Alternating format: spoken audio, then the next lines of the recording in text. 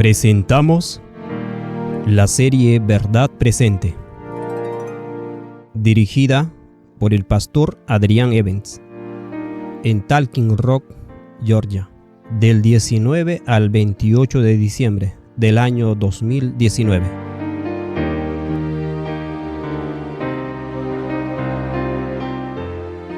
Tema 8. Aplicaciones del modelo divino.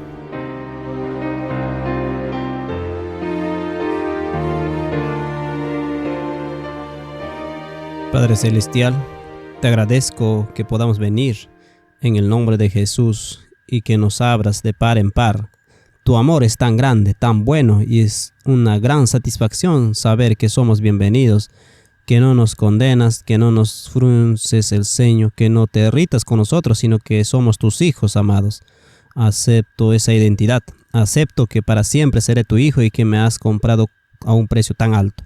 Ruego que mis hermanos y hermanas caminen en la misma luz que esta y que tengamos como el Dios de todo consuelo, sabiendo que eres así, que podamos ser consolados por ti a través del Dios de todo consuelo, para que dejemos de buscar consuelo en todas las demás tonterías que nos rodean y que ya no carguemos con la culpa de andar en comodidades fuera del canal de bendición. Y te doy gracias en el maravilloso nombre de Jesús. Amén. Cuando comprendimos por primera vez el modelo divino de fuente y canal, 1 Corintios 8:6, escribí sobre este principio por primera vez en el libro El regreso de Elías en 2007, el cual no se publicó hasta 2010 debido a mi diálogo continuo con la Iglesia Adventista del Séptimo Día. No quería divulgar esta información hasta que se completara mi proceso de apelación con la Iglesia, lo cual se completó en 2010. Incluso después de eso no quería que el libro se publicara, sino que solo se diera a quienes tuvieran interés, porque todavía era miembro de la Iglesia Adventista del Séptimo Día. Y les dije a los hermanos, si deciden expulsarme, entonces su advertencia de no difundir esto tan ampliamente, están renunciando a la autoridad que tienen sobre mí.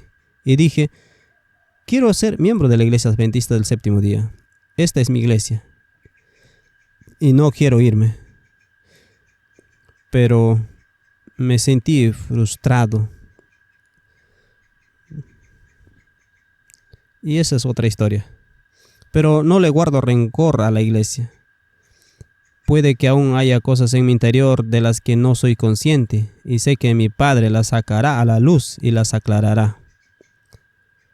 Pero definitivamente en mi mente y en mi corazón no le guardo rencor a la iglesia. Amo a la iglesia. Me ha bendecido muchísimo de muchas maneras y siempre estaré agradecido por ello. Pero en el libro El regreso de Elías se sembró la semilla de este principio del modelo divino, que apareció más tarde en 2011 en el libro azul llamado Modelo Divino de Fuente Canal. Es una pequeña revisión para algunos, pero conviene repasarla. Para algunos es bastante nueva. Se basa en el texto de 1 Corintios capítulo 8 versículo 6 y su utilidad radica en que es la fórmula que se encuentra en las declaraciones de los principios fundamentales de 1872. Se basa en 1 Corintios 8:6, pero para nosotros hay un solo Dios, quien es todas las cosas. Un solo Dios, el Padre. Cualquiera que entienda algo de inglés al leer ese texto, simplemente no puede entender una Trinidad. Es imposible entenderla. Hay que destrozar y destruir su comprensión del inglés o del griego para poder tergiversarlo. Cuando lo leí por primera vez con tanta claridad, pensé, ¡ay, Dios mío! ¿Dónde me había metido? Y peor aún, Juan 17:3, mi texto favorito de niño, nunca entendí lo que leía. Esos dos textos, 1 Corintios 8:6 y Juan 17:3, son los dos primeros textos del libro emblemático Subordinación de Cristo de Samuel Spear. Juan 17, versículo 3, esta es la vida eterna, que te conozcan a ti, el único Dios verdadero. ¿Qué? Entonces, ¿el único Dios verdadero? Existe uno. 1 Corintios 8:6 nos presenta un solo Dios, de quien son todas las cosas, y en griego significa origen, y por supuesto fuente, y un solo Señor Jesucristo, por medio de, en griego es dia, que significa canal de un acto, canal, fuente y canal. Y solo observando esta relación, fui a otro texto favorito que estaba en el corazón del mensaje de 1888. Hebreos capítulo 1, versículo 3, que Daniel mencionó antes en términos de Cristo es el resplandor de la gloria del Padre. Y entonces tenemos gloria y en el canal tenemos resplandor. Y simplemente los uní. Si el Padre es la fuente y Cristo es el canal, entonces el Padre es el que tiene la gloria y el Hijo es el resplandor. El canal es el resplandor de la gloria del Padre. La magnificación. El canal es un magnificador. Y este es un principio realmente importante porque en el sistema basado en el rendimiento, si algo es más brillante y más grande, es porque es mejor y por lo tanto debes adorar eso supremamente. Pero en el sistema del Padre, el Dios invisible, y a esto llegamos, es Hebreos capítulo 1, versículo 3 y Colosenses 1:15, dice que Cristo es la imagen, el ícono, o la imagen de lo invisible. Y por lo tanto, Él es el pensamiento de Dios hecho audible. Él es la gloria de Dios manifestada. Él es lo visible. Y esos tres principios forman el núcleo. Me hace pensar en la palabra lente. Lente, sí, la lupa. Magnificación. Nadie viene al Padre sino por mí, porque Él magnifica al Padre y lo hace visible para nosotros. El siguiente gran versículo es Mateo capítulo 3, versículo 17. Mateo 3, 17. Este es mi Hijo amado. Así que la fuente es quien bendice. ¿Es una palabra en español? Funciona. Ya saben a qué me refiero y también a quién bendice. Así que la fuente bendice al canal. Este es el principio. 1 Corintios 11:3.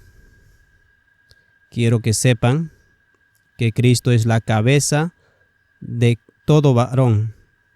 El varón es la cabeza de la mujer y Dios es la cabeza de Cristo. Así que la fuente es la cabeza y el canal está en sumisión. Y aquí es donde se pone interesante porque en 1 Corintios 11:3 este principio de jefatura existe no solo entre Cristo y el Padre, sino también entre el hombre y Cristo y entre la mujer y el hombre. Es la misma jefatura que existe. Así pues, si Cristo está bajo la autoridad del Padre y se forman completamente con ella, esa es la base sobre la cual el hombre fue creado a imagen de Dios. A imagen de Dios creó en el hombre y la mujer y los creó para que la autoridad de Dios y de su Hijo se reflejen en la autoridad y la sumisión del esposo y la esposa. Y precisamente por este punto, sobre todas las demás, rechacé la Trinidad. Porque como ministro y teniendo que trabajar con muchísimos hogares rotos, matrimonios destrozados y divorciados, este era el tema que me absorbía la mayor parte del tiempo. Intentaba aconsejar a la gente y ellos decían, ella no es, él sí.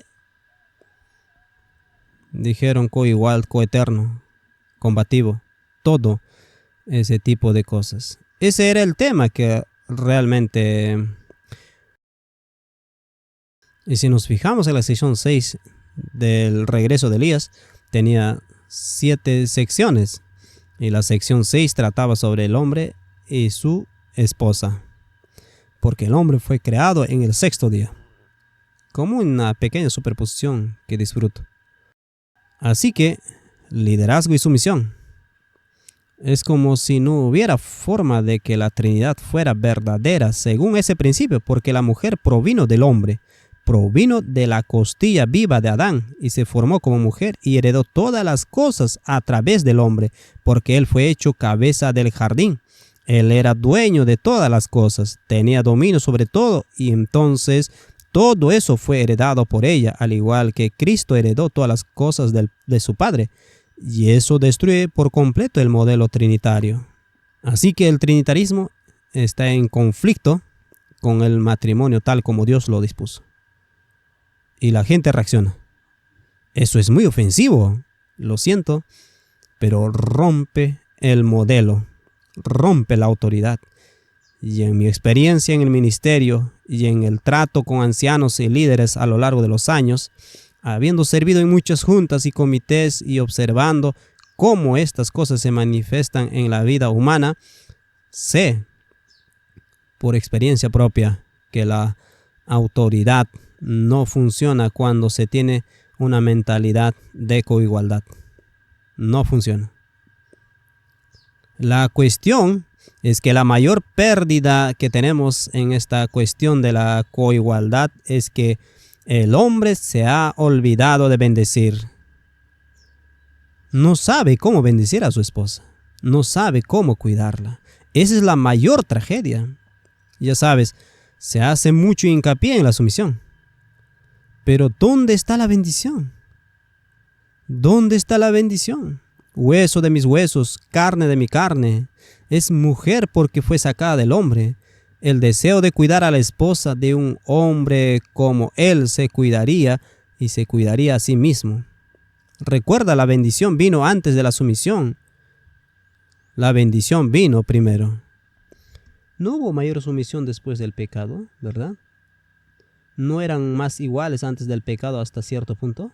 De igual manera, ella era la más sumisa y tenía que serlo más. ¿Más sumiso? Después de la caída. En la naturaleza yo diría que era menos sumisa.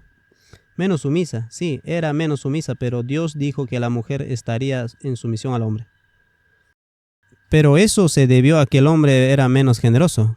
¿Cuán sumiso vas a ser con un esposo que simplemente te ofreció como sacrificio? ¿En serio? Eso es malo para las relaciones matrimoniales. Pero por supuesto Dios tuvo que explicar el proceso. ¿Ibas a decir algo? Veo la mano levantada. Iba a añadir que a medida que aprendo sobre el amor de Dios, he aprendido que no es agresivo, no es autoritario, ¿verdad? Y nos conquista. Y eso para mí es muy atractivo. Quiero someterme a eso. Sí, amén. Si los hombres hicieran eso con sus esposas y bendijeran, el esposo y la esposa están en armonía y en unidad y no había ningún problema.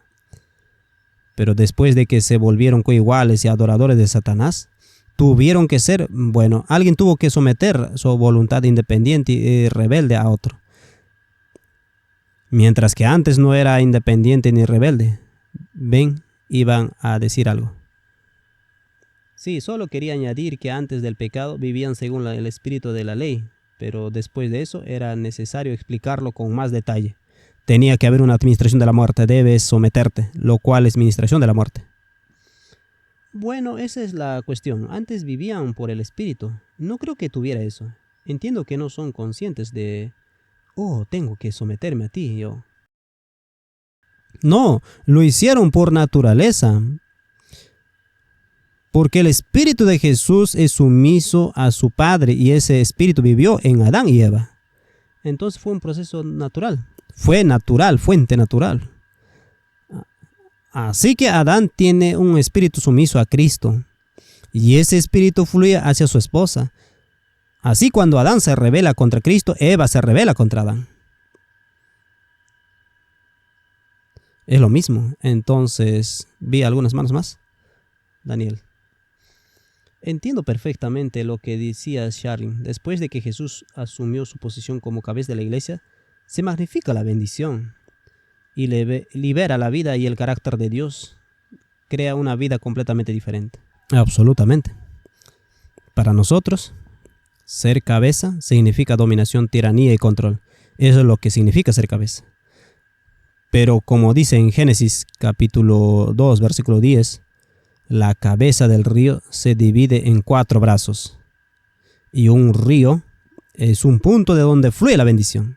Está saliendo. Un caballero de la Universidad Andrews vino al campamento de Townsville un año y hablaba de cómo Dios le habló a Eva y le dijo: tu deseo será para tu marido. Y lo mostró desde el hebreo, algo que yo no puedo hacer. Pero lo que Dios le decía a la mujer era: vas a desear controlar a tu marido y vas a querer ponerte en la posición de la cabeza. Y podemos ver eso en muchísimos lugares. En Australia tenemos una expresión: ella lleva los pantalones en la familia. O eso también lo tenemos. Eso significa que ella gobierna a su marido y eso no es bueno en una situación matrimonial. No, definitivamente no. Y mi interpretación de ese versículo en particular fue un poco diferente, aunque entendí que sin duda podría serlo en el caso. Vi que Dios había infundido en el corazón de Eva una medida de gracia para que pudiera satisfacer su deseo por su esposo. Porque si eso no se infundía, estábamos muertos, estábamos completamente acabados.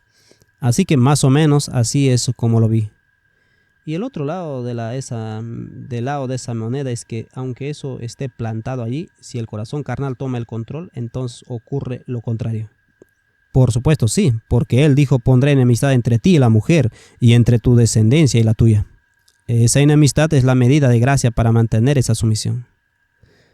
Y lo interesante es que en general, al menos al principio, el mensaje que hemos estado compartiendo ha sido captado por las mujeres mucho más rápido que por los hombres.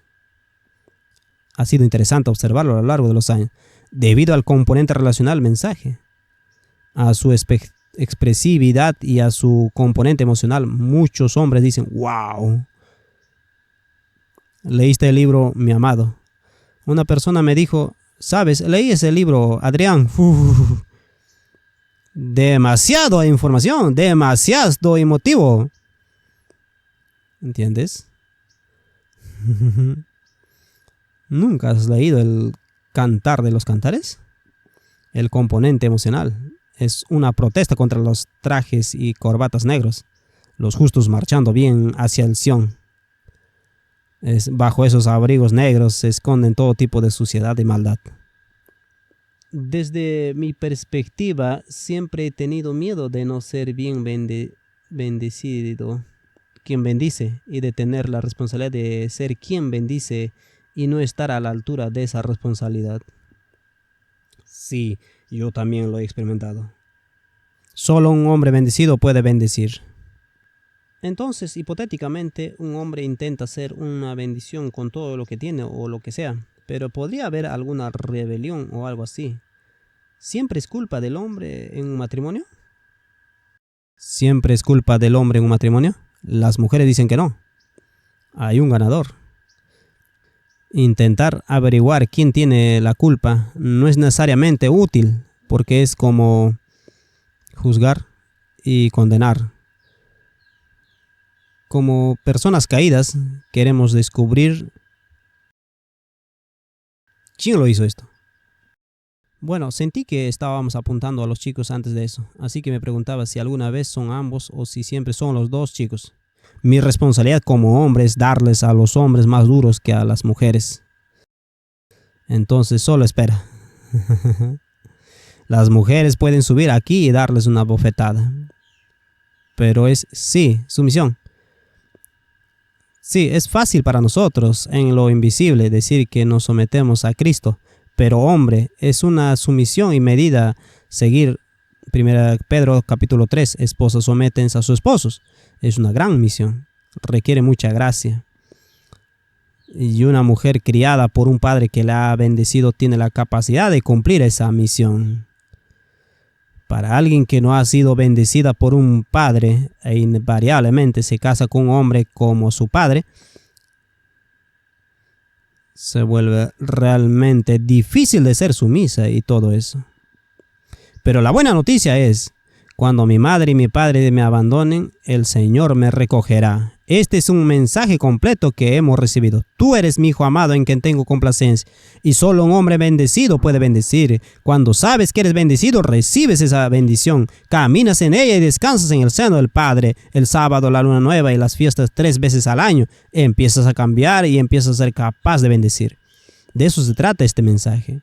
Para que los padres vuelvan sus corazones a sus hijos y los hijos de sus padres, para que no hiera la tierra con maldición, porque si no hay bendición, hay maldición. Oh, manos por todas partes, adelante. A veces es mejor que ser el primero en pedir perdón y así se comunican entre ustedes. Sí, me recuerdas, Beth, a una época muy interesante con mi padre. Y el Señor me hablaba y me decía: ahora, Adrián, deberías disculparte por esto. Y yo pensaba: ¡ay, Señor! ¿Por qué siempre soy yo lo que la tiene que disculparse primero? Bueno, porque me escuchas. Bueno, sí. Entonces, ¿debería dejar de escuchar? Había una mano. ¿Ven? Y volviendo al punto de Crank sobre un hombre que se encuentra en esa posición de temor, ¿soy realmente una bendición? Como dijiste, solo al descansar de verdad se logra que Dios cumpla su misión en nuestra identidad como hijos. Pero el mensaje que diste aquí en septiembre sobre la corrupción y el modelo divino abordó eso como nunca antes y me sentí muy... Recuérdame esa presentación. Sí, estabas hablando, escuché mucho esa y hablas de compartiste tu propia experiencia. Eras muy vulnerable en ese aspecto y dijiste que al principio te costó aceptar ser digno de ocupar un puesto de autoridad. Y cómo temías venir a tomar ese manto de autoridad. Y además incluso mencionas el ejemplo de la mujer de Jonatán al someterse a su padre y lo delicado que fue eso. Si su disposición a renunciar por completo a su verdad, a su voluntad, a entregar su propia vida. Y realmente intentabas mostrar que el papel del canal era muy delicado e increíble. Cuando realmente entendemos que es a través de la relación del Padre e Hijo y de Jesús quien da la autoridad. Sí, poder para dar un paso al frente como hombre y ofrecer una bendición en una cultura que dice: no necesito tu bendición, tengo educación, puedo ganarme la vida, no necesito tu bendición. Eso es lo que muchos hombres temen. Algunos se sienten insultados por esto. En mi último libro hablo de esto. Este es el símbolo de un hombre. Mami. Emocionalmente, ahí es donde se encuentran muchos hombres. No son hombres, son niños. Se esconderán en la falda de una mujer y solo estarán protegidos por mamá. Y encuentran una esposa que es como su mamá y son sumisos a ellos. Sí. Y esa es la inversión completa del modelo divino. Ha cambiado. Y eso es lo que dice el libro El Consolador. Está intentando abordar el tema de dónde se encuentra la comodidad y todo eso. Y eso me desafía constantemente. No sé por qué.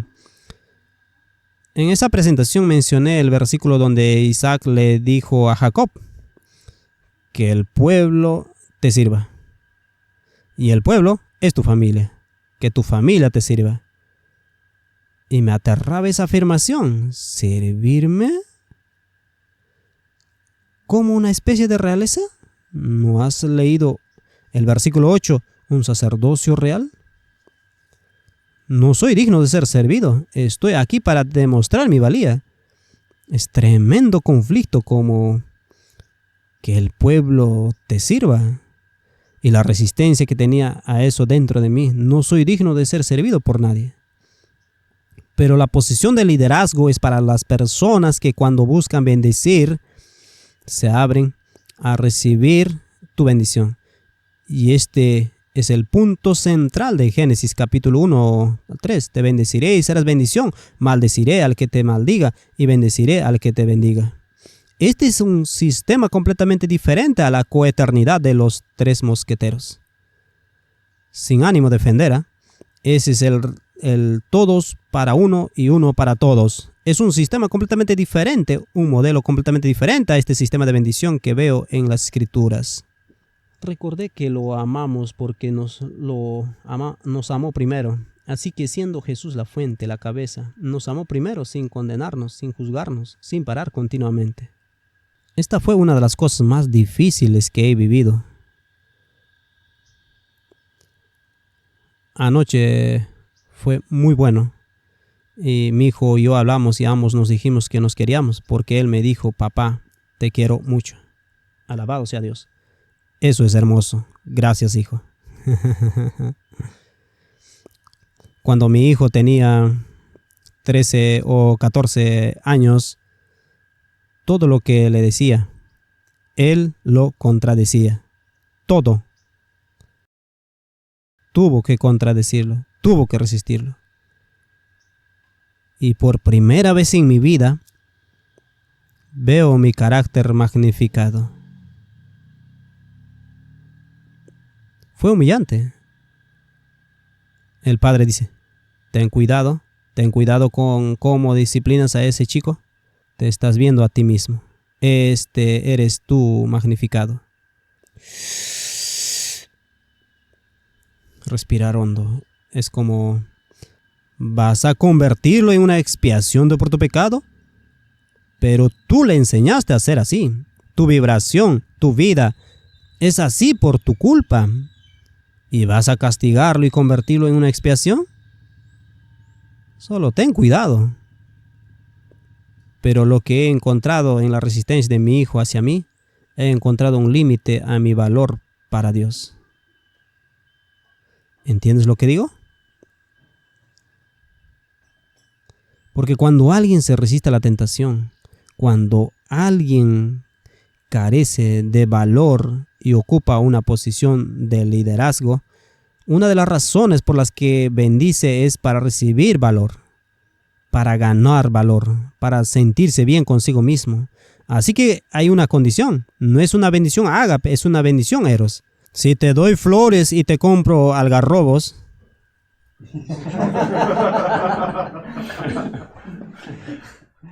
entonces me tratarás bien, me dirás que me amas y me cuidarás. Eso no es bendición, es otra cosa. Y entonces, cuando mi hijo me trata así, pienso: vives en mi casa, yo pago las facturas, la luz, el internet, te doy de comer y me tratas así. Respetarás a tu padre.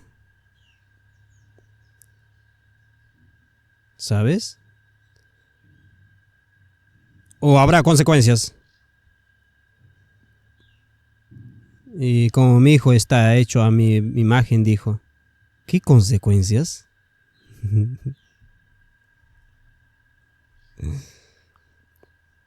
Analicemos esta situación con lógica. ¿Puedo asumir las consecuencias? ¿Vale la pena?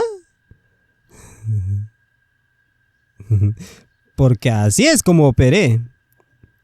Se trata de controlar los daños, gestionar los riesgos. De eso se trata. Así que ser confrontado, que mi hijo me confrontara, puso a valor mi valor y mi tentación de alejarme de él, de retirar mi bendición, de empezar a expresar palabras sarcásticas para proteger mi corazón. La tentación era increíble. Podía sentir esa presión y a veces sucumbo a ella, pero de inmediato mi Salvador estaba ahí. Adrián, no hagas eso. Por favor. Esto no está bien. Recuerdo cuando le enseñé a mi hijo: si alguna vez estudias el himno nacional holandés, el sentido de libertad dentro de los holandeses es algo muy real. Este concepto de luchar contra la tiranía para tener libertad, para ser libre, es algo que estoy muy agradecido, siempre en cuando que sea una herencia disciplinada. Y por eso una de las cosas que le enseñé a mi hijo fue: hijo, no quiero que seas un reflejo de los pensamientos de los hombres, quiero que pienses. Y entonces, un día vino a mí y me dijo, ¿recuerdas cuando me dijiste que no debería ser un reflejo de los pensamientos de los hombres? ¿Eso te incluye a ti?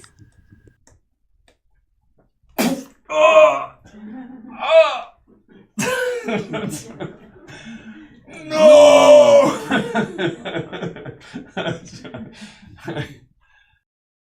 Tenía que darle libertad a mi hijo. Le dije, vuelvo en un minuto. Sí. Por supuesto.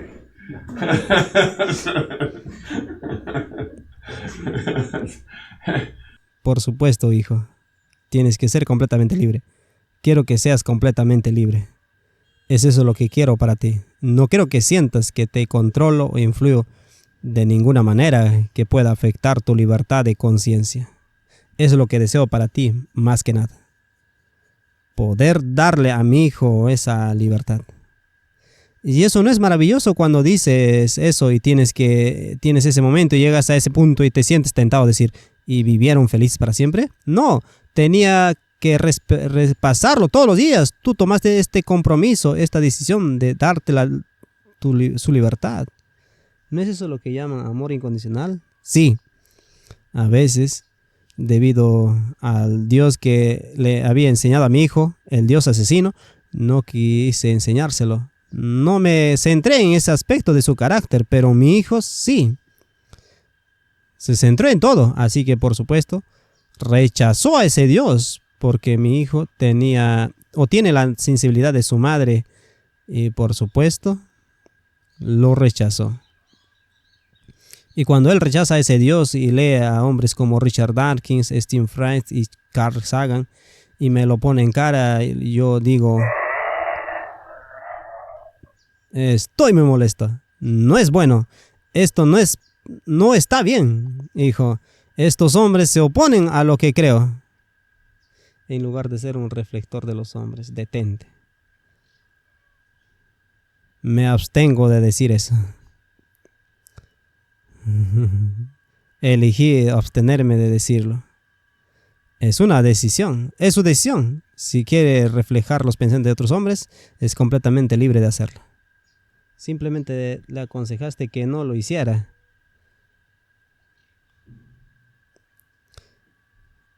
Y lo cierto es que sucedió en 2014, cuando estábamos en Talking Rock. Le dije después de una conversación sobre Carl Sagan.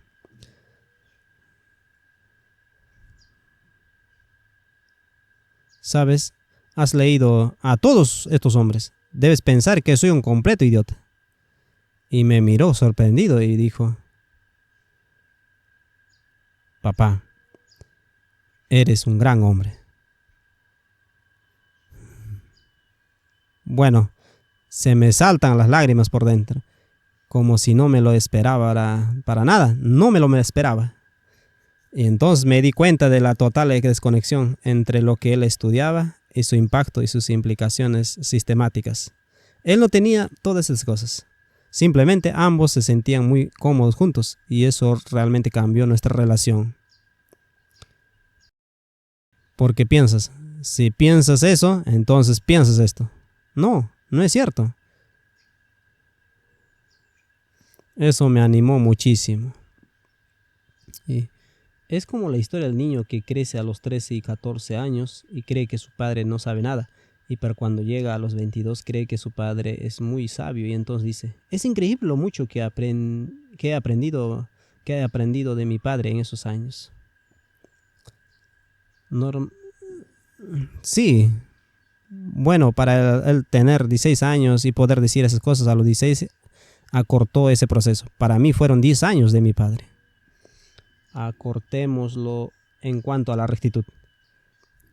Para seguir armando, y tendría que acudir a mi padre para obtener esos recursos y saber que mi valor no proviene de mi hijo. Mi valor proviene de mi padre, para que cuando mi hijo se oponga y se resista a lo que creo, no tenga la inseguridad de tener que hacer creer lo que yo creo para sentirme seguro. Ese proceso es tan desafiante, es tan difícil tener la confianza de la gente o de las personas que amas para sentirte seguro. Por eso hay tanto narcisismo, por eso hay tanta tiranía y control en las relaciones, donde uno de los miembros de la pareja llega a la casa y, dependiendo de quién sea la parte dominante, pregunta: ¿qué compraste? Déjame echar un vistazo a esa bolsa. ¿Por qué compraste eso? ¿Qué es eso? Eso es tiranía, tiranía absoluta. No podemos permitirnos comprar eso. Y he visto ese proceso en tantas relaciones, y a veces de mujeres a esposos, a veces de esposos a esposas. Depende de quién administra el dinero. El dinero es un área importante donde se ejerce la tiranía y el control.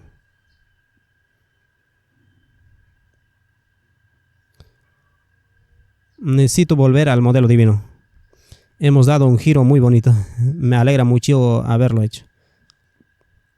Pero desde que he adoptado el modelo divino del diezmo,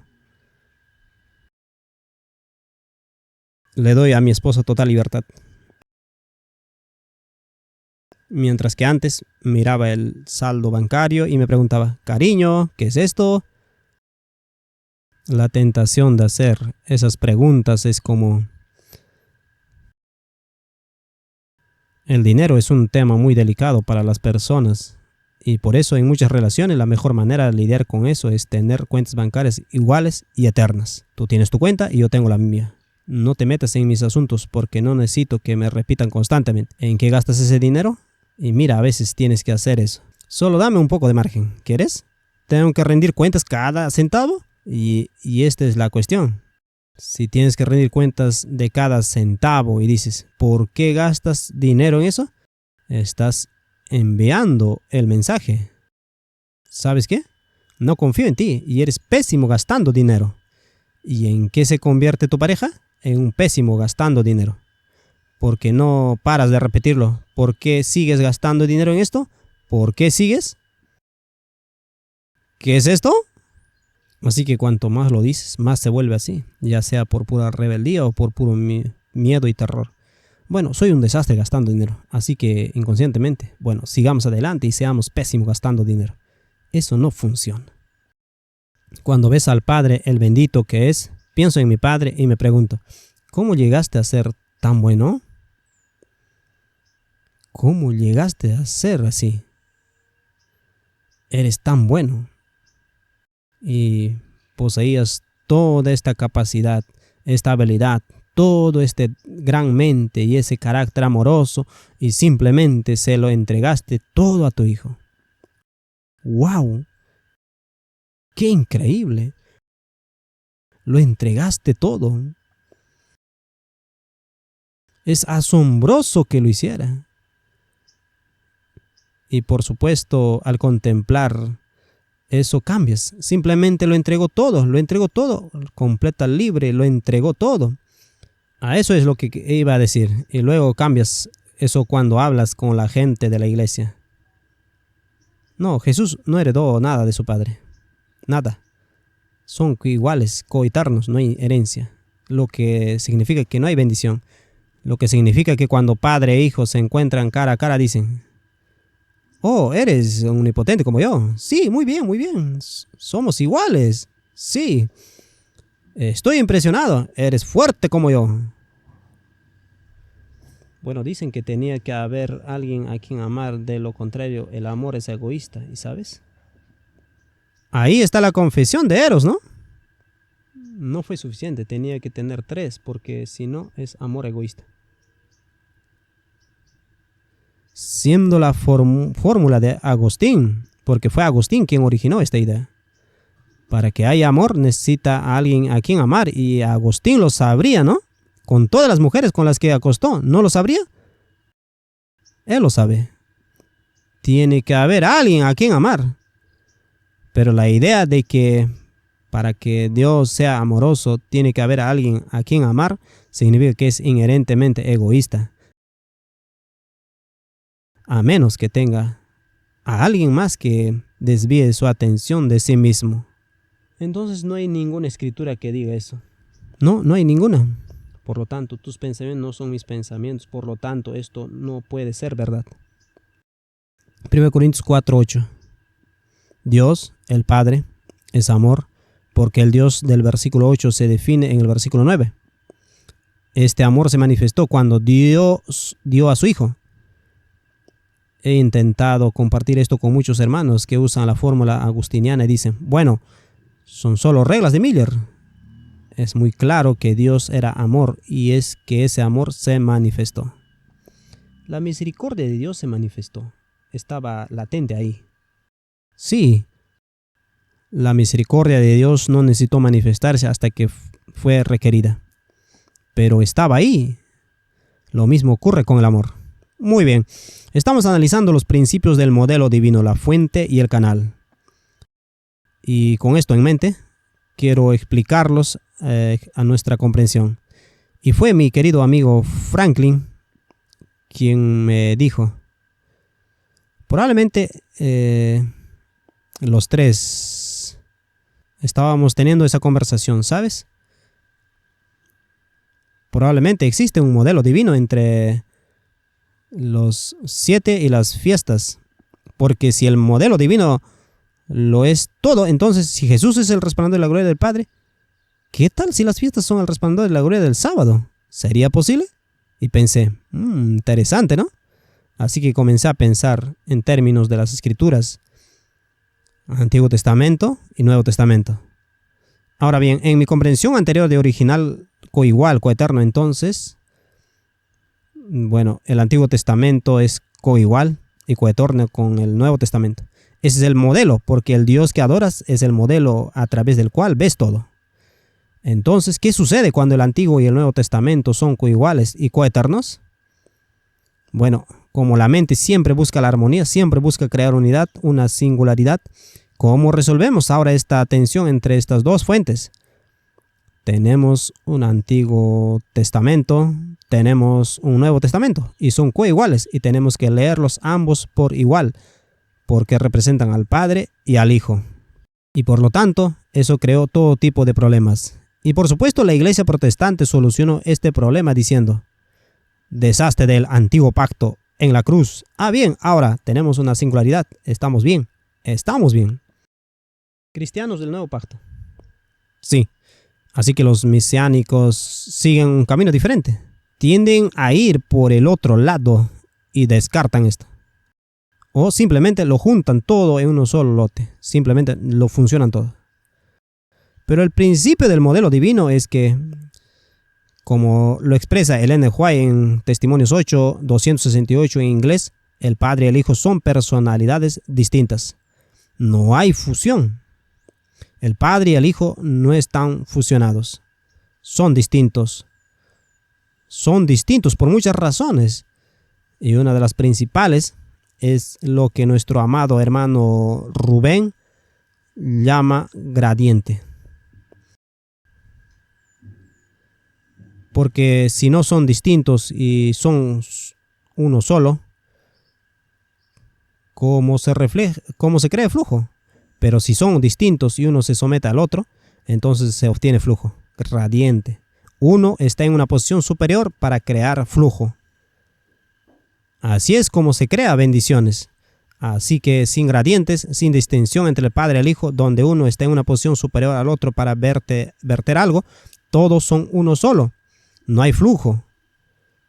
Se crean charcas estancadas. Mar muerto. Y entonces no hay bendición. No hay bendición a menos que haya gradiente, a menos que haya una posición de autoridad. Y estamos familiarizados con lo que hemos hablado en el pasado, en términos de Padre e Hijo. ¿Cuánta autoridad tiene el Padre sobre el Hijo? La mayoría diría todos. Entonces, si el Hijo decide no obedecer al Padre, ¿qué hará el Padre? ¿Obligarlo? Entonces, si un padre no usa la fuerza, ¿cuánta autoridad tiene el Padre sobre el Hijo? La que el Hijo le dé. La razón por la que el trono del Padre es tan seguro y nunca será movido es porque el Hijo le da a su Padre autoridad absoluta. El gobierno recae sobre sus hombros debido a su decisión consciente, independiente y voluntaria de adorar, someterse y obedecer a su Padre en todo. Y a ese hecho, en el Hijo de Dios le debemos todo. Porque Él confía en Él y lo ama tanto. Él confía en su Padre, lo adora, lo ama y se deleita en obedecerlo. Él es el todo para nosotros como pueblo. Todo. Por eso todo se mantiene unido en el Hijo. Ese es el Espíritu, el que se exporta al universo. En Él subsisten todas las cosas. Es en ese espíritu de sumisión, obediencia y confianza. Pero por supuesto la confianza y la obediencia no fueron el principio. El principio fue el ágape del Padre y el derramamiento de la bendición, y Él derramó todo sobre Él y creó ese espíritu de gratitud, amor, respeto y honor. Así que fue la bendición la que creó ese amor, honor recíprocos por su Padre. Y todo eso fue derramado en Lucifer. ¡Wow! Pero optó por ocultar la engendración del Hijo de Dios para no tener que reconocer su propia herencia. Si lograba que el Hijo no heredara de su Padre, entonces no tenía que reconocer la suya. Así que ocultó la engendración del Hijo. Y por supuesto, está muy contento de hacer al Hijo coigual al Padre, porque en realidad la posición de coigualdad de lo que llamaríamos Dios el Hijo es Lucifer. Eso es lo que Él desea. Quiere ser como el Altísimo. Él quiere ser como el Altísimo, así que la adoración al Hijo, al Dios Hijo, es la frase: queremos a Barrabás. Eso es lo que significa. Y es lo que sucederá al final debido a eso. Así que volvemos a la Biblia. En una relación de modelo divino, fuente y canal. Cristo revelado en el Nuevo Testamento es esencialmente invisible en el Antiguo Testamento. ¿No es así? Hay destellos de Cristo en el Antiguo Testamento. La roca que lo seguía era Cristo.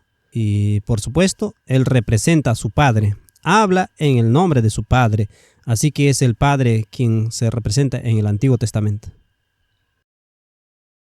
En Éxodo 6:3 dice: aparecía a Abraham, a Isaac y a Jacob en el nombre de Dios Todopoderoso. Pero por mi nombre, Jehová, no fui conocido. Allí se sometía a su Padre. Sí, embajador. Simplemente habló en nombre de su Padre. Toda comunicación se hacía a través del Hijo. Así que este patrón, este modelo entre el Antiguo y el Nuevo Testamento de fuente y canal, las implicaciones de esto, aplicando a los principios del modelo divino, hacen estallar al menos 1500 años de teología cristiana en un instante. ¡Bang! Simplemente desapareció. Mil disculpas a Agustín, quien estableció un sistema diferente, el antiguo pacto y el nuevo pacto. Dispensacional. El modelo dispensacionalista de cómo vemos el Antiguo y el Nuevo Testamento como una relación de igualdad, donde esto es solo una sombra de la realidad. La sombra, Platón y Aristóteles. Y de ahí proviene todo esto, todo este tipo de cosas. Entonces, una vez que planteamos esto, vemos que en el Nuevo Testamento, según el modelo divino, es una ampliación del Antiguo Testamento. Es una imagen expresa del Antiguo Testamento. Un momento. ¿Qué hay de todo aquello que fue clavado en la cruz? ¿Qué sucede entonces? Regresa al versículo 13 en Colosenses 2:13. Ahí es donde debes empezar. Él borró nuestras transgresiones, pero fueron nuestras transgresiones las que Él llevó nuestros pecados en su cuerpo sobre el madero. Sí, de acuerdo. Entonces clavó nuestros pecados en el madero. Nuestras ideas erróneas sobre el Padre. Sí, todos los conceptos erróneos. Entonces, esta relación entre el Antiguo y el Nuevo Testamento alinea completamente nuestra perspectiva de cómo leemos la Biblia. Pero, ¿qué pasa con la gente del Antiguo Testamento que no tenía el Nuevo Testamento? Es una buena pregunta, ¿verdad? Hablando por nosotros, desde nuestra perspectiva, es obviamente que funciona. Pero mi respuesta es probablemente, si sabes que hubo profetas en la época del Antiguo Testamento, una cosa es que tenían profetas. Tenían muchos más profetas en aquel entonces que hoy. Así que los profetas actúan como un canal hacia la fuente de la Torá. Y hubo libros escritos para la gente en el Antiguo Testamento que no tenemos hoy. Así que dice en Hebreos capítulo 1:1, Dios en tiempos pasados habló a los padres por los profetas. Así que ese es el modelo divino que opera en el Antiguo Testamento. Y son palabras de esos profetas las que para nosotros ahora forman una fuente de la cual ahora tenemos un canal a través del Nuevo Testamento. Diría que en el Antiguo Testamento existía la Torá y la forma de acercarse a ella era a través de los profetas. Pienso en alta voz pero ahora todo esto se une y tenemos esto. Y debido a nuestra torpeza mental, para nosotros, esto tuvo que unirse y entonces tenemos el Espíritu de Profecía. El Espíritu de Profecía como canal. Necesitábamos añadir esta dimensión para alcanzar esto. Este es el testimonio de Jesús. Es un modelo que sigue creciendo y desarrollándose porque proviene de la misma fuente. Y eso me dice que prueba que Dios no puede forzar porque se necesitaron 4000 años para llegar al Nuevo Testamento. Han pasado 2000 años y ahora por fin podemos, como dice Pablo, revisar todo lo que fue escrito, que es para nuestra admonición en el último día. Y ahora podemos empezar a comprender el verdadero carácter del Padre amoroso. Nunca antes se habría podido entender completamente sin ese periodo. Solo Dios sabe cómo funciona la mente humana. Así que, con el Antiguo Testamento y el Nuevo Testamento en esta relación, nuestra comprensión cambia por completo. Y aquí es donde, como dije, si aplicamos los principios de fuente-canal, magnificación en el canal, invisible, visible, bendición, Jesús dijo, para que se cumpliera. Eso estaba escrito en los profetas. Siempre apeló al Antiguo Testamento como fuente de autoridad para lo que hacía. No dijo, miren, soy el Hijo de Dios, simplemente escuchen lo que digo. Él dijo, está escrito. Siempre apeló a la fuente. Incluso en Mateo 24:36, él habla de ni siquiera si sabían que iba a regresar, solo el Padre. Ahora bien, ese es un pasaje interesante. Nadie sabe el día ni la hora, ni el Hijo ni los ángeles, sino solo mi Padre. Una interpretación sería, nadie da a conocer el día ni la hora. Esa es una respuesta. Esto entra en el tema de la omnisciencia. Pero de nuevo, estamos en una pulseada con Agustín sobre ese tema. Podría desglosarlo, pero quizás lo deje por ahora. Quiero explicarles algo por ahora. Me permite hacer un poco más de reflexión para llegar allí. Empecé a pensar en modelos divinos. Veamos por ahora el santuario. Vamos allí, el santuario en el modelo divino. ¿Ves un modelo divino? ¿Cómo se entra al lugar santísimo? A través del lugar santo, canal, fuente. Y esto es simplemente aplicar el modelo. La fuente está aquí y por supuesto ese es el corazón mismo y en el corazón del santuario están los 10 mandamientos, invisibles porque están cubiertos por un propiciatorio de oro puro. Y para entrar allí necesitamos la luz. Cristo es la luz o el camino. Él es el pan de vida. Y los dos grupos de 6 representan a 2 personas. 2 coronas.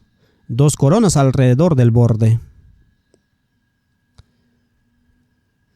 Y por supuesto el altar del incienso, las oraciones. Así que es mediante la intercesión de Cristo con la luz que comparte con nosotros y el pan que nos alimenta que nos lleva a la presencia del Padre. Así pues, este es el modelo divino que opera en esta situación. Lo interesante es que, siguiendo el principio del modelo divino, ¿qué hay en el costado del arca?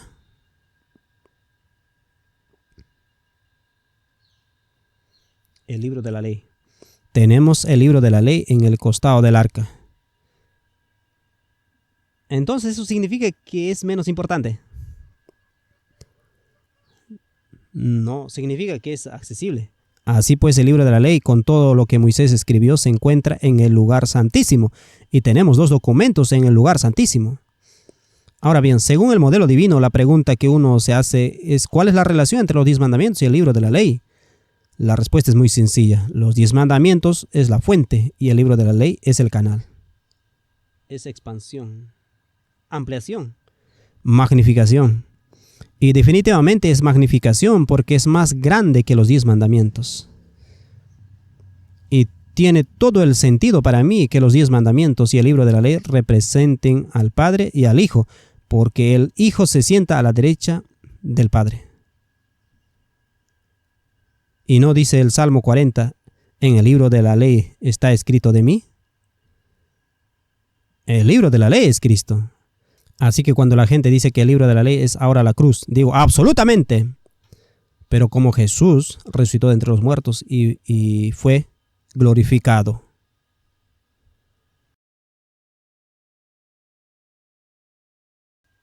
Entonces el cristianismo me enseñó que el libro de la ley estaba aquí afuera, en el patio, en el altar del sacrificio.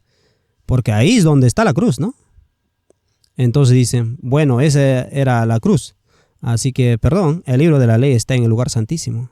Lo que significa que es santísimo. Ni una jota, ni una tilde.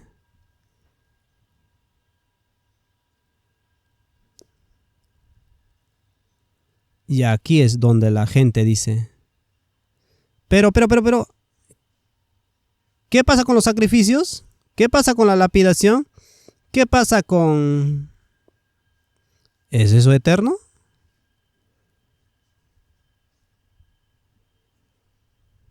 Daniel 9:27 hace cesar el sacrificio y la ofrenda. Porque como hemos estado diciendo esta semana, muchas de las cosas escritas en el libro de la ley son parte del espejo que nos muestran nuestra pecaminosidad.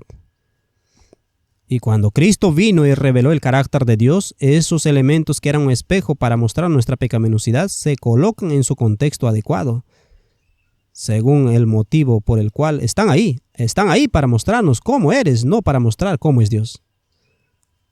¿Tiene sentido? Entonces, todos esos elementos, es por eso que cualquier cosa en el libro de la ley que no se parezca a Jesús en la tierra en el Nuevo Testamento, es parte del espejo que nos muestra cómo somos. Es muy interesante al observar la tipología del santuario. Hay 5 postes aquí a la entrada del lugar santo y 4 aquí a la entrada del lugar santísimo. Y a la gente le gusta decir los 5 libros de la Torá y los 4 evangelios. Pueden experimentar con eso, funciona. Pero en las 3 cortinas hay un bordado de ángeles. Hay un ángel en cada una de estas cortinas.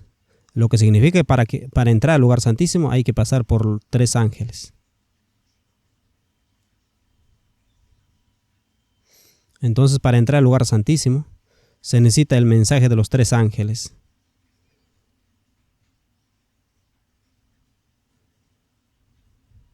¿Acaso esta línea divisoria no representa históricamente el año 1844 después de Cristo?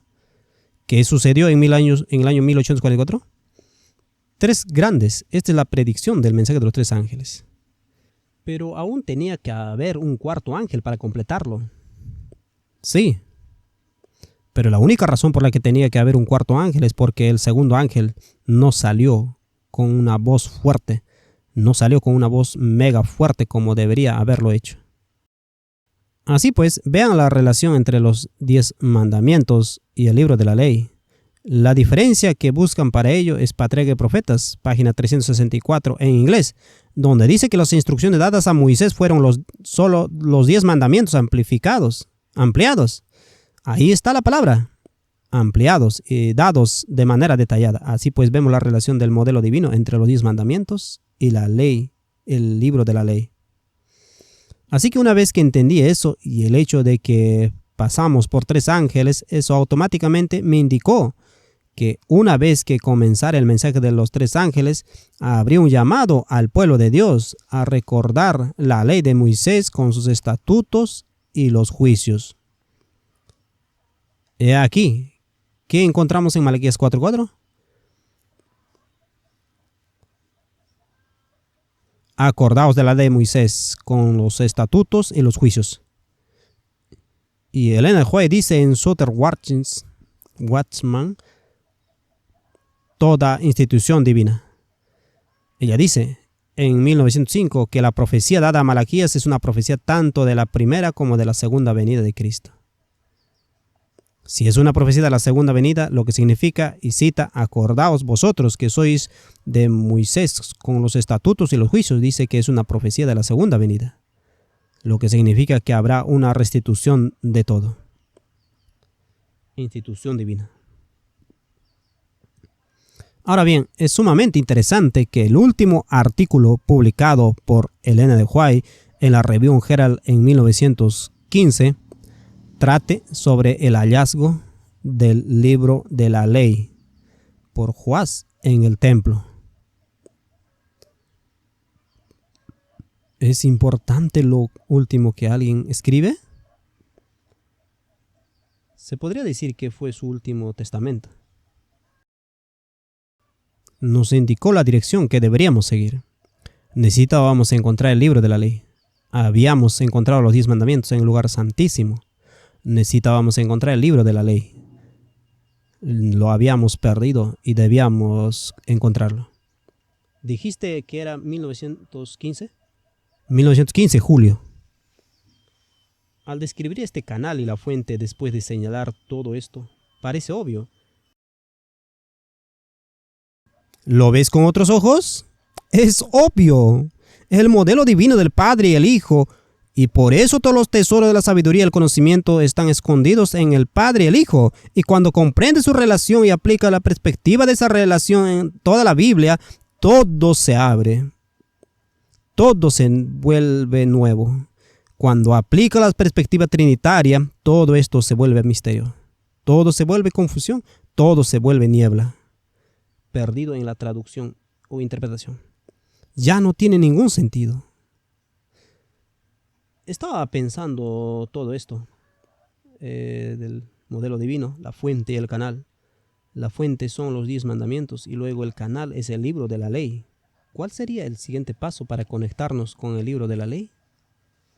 Podemos afirmar que el libro de la ley es la fuente y que nosotros somos los canales del cuerpo de Dios para compartirlo y manifestarlo a todo el mundo.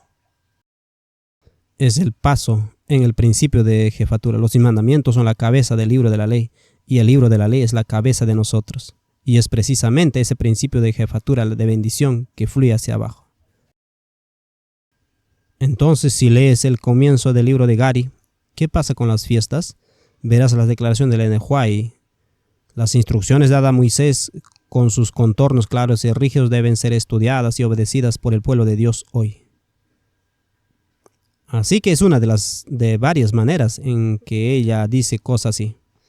¿Indicaría esto un verdadero sentido de equilibrio y no el equilibrio de yin y el yang? ¿Sabes? Pero ya no hay necesidad de equilibrio. No hay tensión. Es solo fluir. La tensión desaparece. Así que la razón por la que estaba preparado para esto es porque uno de mis queridos mentores fue Larry Moore. Larry Moore me enseñó que la verdad tiene dos polos. Hay dos polos de verdad que se mantienen en tensión. Ahora bien, esto es lo que él enseñó. Era totalmente coherente con la Trinidad. Así que fue brillante cómo él diseñó todo un sistema. Escribió un sistema de entrenamiento para el estudio bíblico con gráficos que yo mismo había desarrollado y lo construí todo en torno a estos dos polos de la verdad. Se tiene la idea de que Cristo es Dios y Cristo es hombre, y en la persona de Jesús la tensión en Cristo disuelve mágicamente la tensión. Somos justificados por la fe. Así que tienes fe y obras, y por lo tanto tienes esa tensión y en Cristo, fe y obra, la tensión se resuelve. Así que todo tiene tensión en este sistema. Todo. Y construí todo mi marco de referencia en torno a esto. Porque como analista y diseñador de sistema, buscas modelos sobre los que construí todo. Buscaba la E igual a MC a la elevada a 2 de todo. Y por eso construí todo sobre esta plataforma. Dos polos de verdad.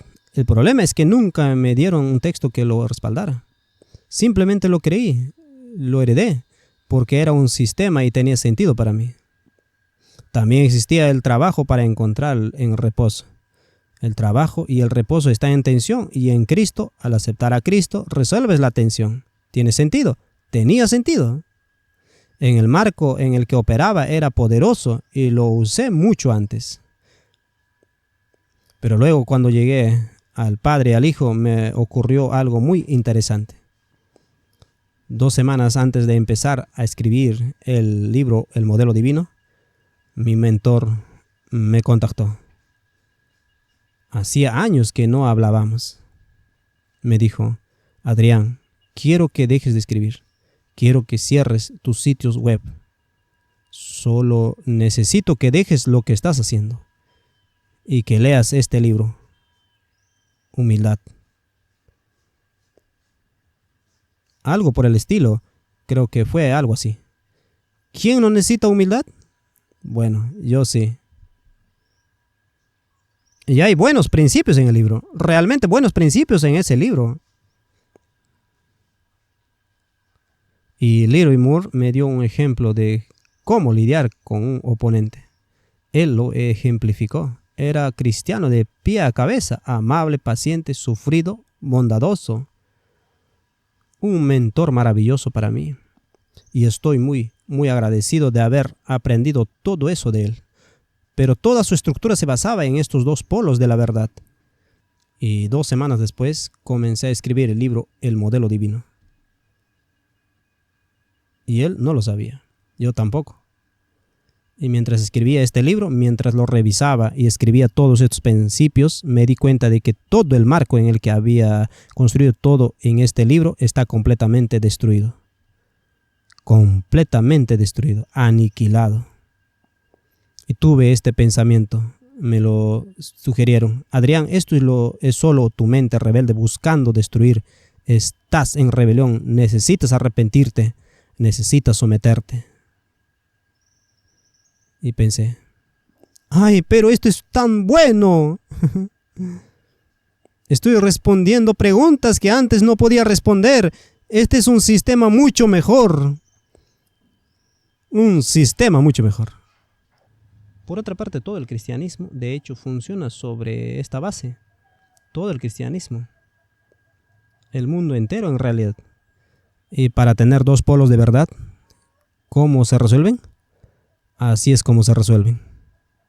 Pero toda la naturaleza tiene al Padre y al Hijo, la fuente y el canal, y Dios la dispuso así para que pudiéramos aprender del libro de la naturaleza. Sí, pero aún puedes ver la naturaleza a través de este sistema. Es ingenioso. Es genial este sistema, porque se puede ver la vida a través de este sistema. Yin Yang.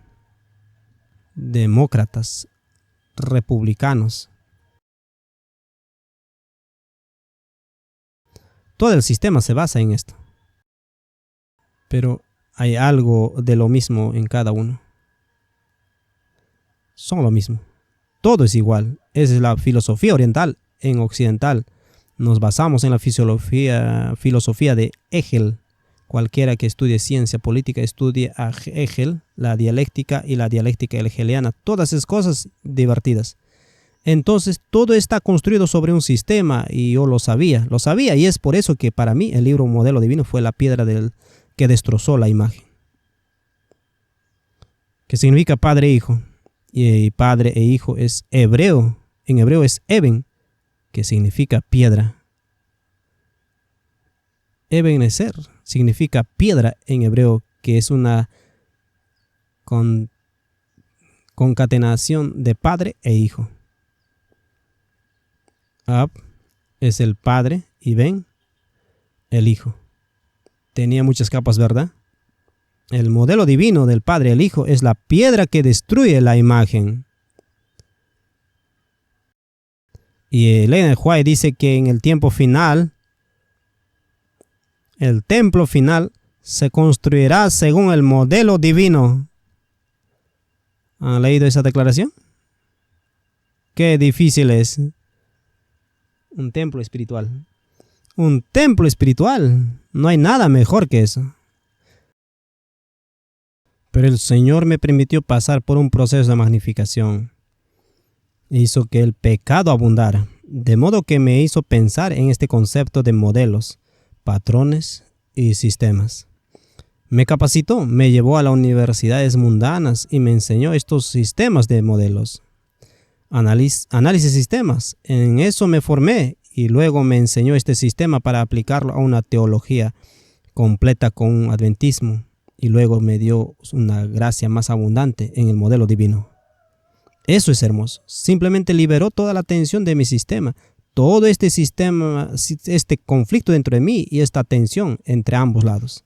Simplemente desapareció. Al menos aquí. Pero mi cuerpo aún estaba impregnado de la vibración del viejo sistema. Así que se está desintoxicando de esa vibración. Está tomando tiempo. Todavía reacciono a este sistema de igualdad. Estoy programado para eso, pero poco a poco, al observar esos cables se están oxidando y desapareciendo, y un nuevo modelo está comenzando a emerger, hecho a imagen de Dios y su Hijo. Sí, por eso nunca pude aceptar del todo la nueva era, a pesar de estar rodeado de ella, porque siempre me decía, solo tienes que confiar en ella, todo va a estar bien, solo tienes que aprender a lidiar con todo eso, tienes que encontrar ese equilibrio, todo lo que te permita lidiar con todo de una manera pero no ofrecía ninguna solución real. No. Y entonces el modelo divino para mí, Einstein buscaba la teoría del todo. Bueno, Dios la superó. Bueno, dejemos de lado la teoría, vayamos directo a los hechos. Aquí está el hecho de todo. Todo en este universo fue creado a imagen de mí y de mi Hijo. Esta es la vida eterna, que te conozcan a ti, el único Dios verdadero, y a Jesucristo a quien has enviado. Empecemos por el principio. Por eso es tan poderoso. Y cuando sus mentes empiezan a pensar en este modelo, las escrituras se abren de forma extraordinaria. Y por supuesto necesito hablar de las fiestas antes de terminar. ¿Nadie se aburre? Hablas del secreto, es decir, esto es todo, ¿verdad? ¿Cuánto dinero tuviste que pagar para recibirlo? Sin dinero y sin precio. Literalmente recibo y libremente doy. Una vez que entiendes este sistema, dices sí. Así que observen la relación entre el Padre y el Hijo. Éxodo capítulo 23. Dios dice, ¿qué dice acerca del ángel de su presencia? Es Éxodo 22, 23. Porque mi ángel irá delante de ti y te llevará a la tierra de los amorreos, hetitas y los fereceos, etc. Ahora, el versículo 21 dice, cuídense de él y obedezcan su voz, no lo provoquen, porque no perdonará sus transgresiones. ¿Qué? Espejo. Eso es lo que piensan. porque mi nombre está en él. Bien, este es un principio muy importante. Así que el nombre del Padre está en el Hijo. Apliquemos esto a las fiestas. Levítico 23. Estas son mis fiestas. Así que si guardas el sábado, eres un guardián de las fiestas. Tenía que decirlo. Y mi nombre es Abba, está ahí. Entonces, ¿aparece la palabra sábado en alguna de las festividades?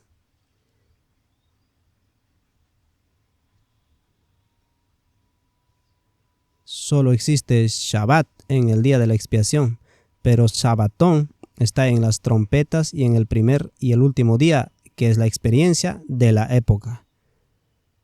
Así que existe Shabbatón en el primero, porque todas las fiestas del séptimo mes contienen la palabra Shabbat, porque es el séptimo mes. Así que trompetas, expiación y tabernáculo o cabañas, todos tienen este nombre.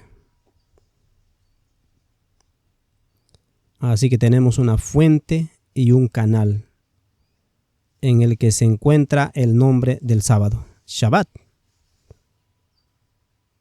Ahora bien, es el día de la expiación en el que se dice Shabbat, Shabbatón, porque Shabbat, Shabbatón, Shabbatón, Shabbat de descanso, expiación es Shabbat, Shabbatón, Shabbato de descanso.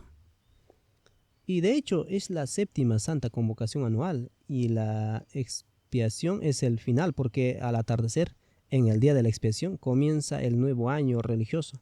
Y es entonces cuando la trompeta del jubileo, en el séptimo año sabático, se tocaba la trompeta de la víspera al atardecer, y entonces comenzaba el año del jubileo. Siempre comienza en el día de la expiación. Así que uno piensa que tabernáculos es el último, pero en realidad es el principio. Por eso Jesús nació en tabernáculos, fue bautizado en tabernáculos. Bien, Gary, hay mucho que reflexionar. Entonces la única manera de saber el tiempo del comienzo del sábado es a través del día de la expiación, porque dice de víspera a víspera y celebraréis vuestros sábados, o de tarde en tarde. Entonces el sábado no te dice cuándo comenzar y terminar. Así que la única manera de encontrar el sábado es a través de las fiestas.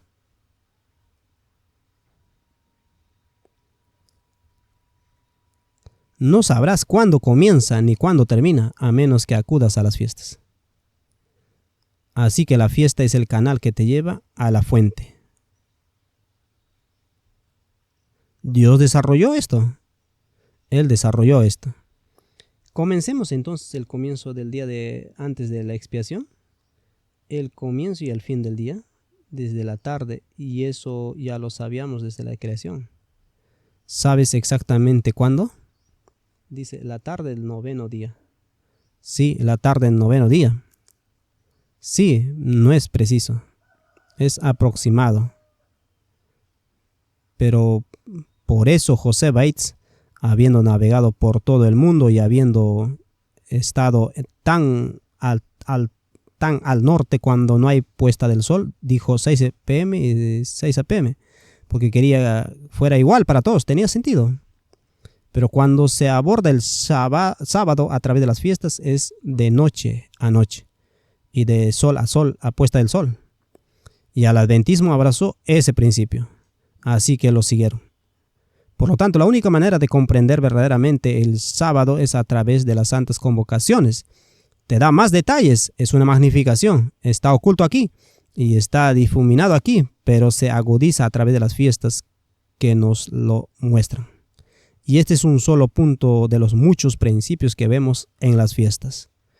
El nombre, la herencia del nombre, y me pareció perfectamente lógico que estas fiestas representan el resplendor de la gloria del sábado. En nuestra próxima presentación profundizaré un poco más en el porqué de su importancia, porque, como ya mencioné, el sábado es la doble porción del Espíritu Santo. Así que las fiestas son un magnificador, ¿no es así? Y por eso ven en estas fiestas en particular una magnificación 100 veces mayor. ¿Y la luna nueva encaja en algún lugar? Y la luna nueva es, obviamente, el Salmo 104:19 dice, la luna guía a los Moedim, y eso da lugar a toda la relación entre el sol y la luna. Existe una relación de modelo divino entre ambos, porque el sábado está regido por el sol, como dice Ellen White, guardar el sábado según el sol. Ella dice eso, y las fiestas están regidas por la luna en conjunción con el sol, porque es el 10º día del 7º mes. Así es como funciona. Fuente Canal. ¿De acuerdo? Probablemente deberíamos dejarlo ahí como... ¡Aleluya! Ahora tiene 100,000 razones para celebrar las fiestas. Bien, oremos. Padre, te damos gracias muchísimo por el modelo divino. Te agradecemos porque esta es la clave que desvela todos los misterios, todos los tesoros de la sabiduría y el conocimiento. Y porque hiciste que solo en la adoración a ti, a tu Hijo, pudiéramos comprender todo esto en un sistema tan hermoso, es tan maravilloso. Y oro para que mis hermanos y hermanas sigan viendo el poder de esto, la belleza y la simplicidad del modelo divino. Y cómo es una clave tan hermosa para comprender el sábado y las fiestas, que desempeñarán un papel crucial en las escenas finales de esta historia. Y te doy gracias en el nombre de Jesús. Amén.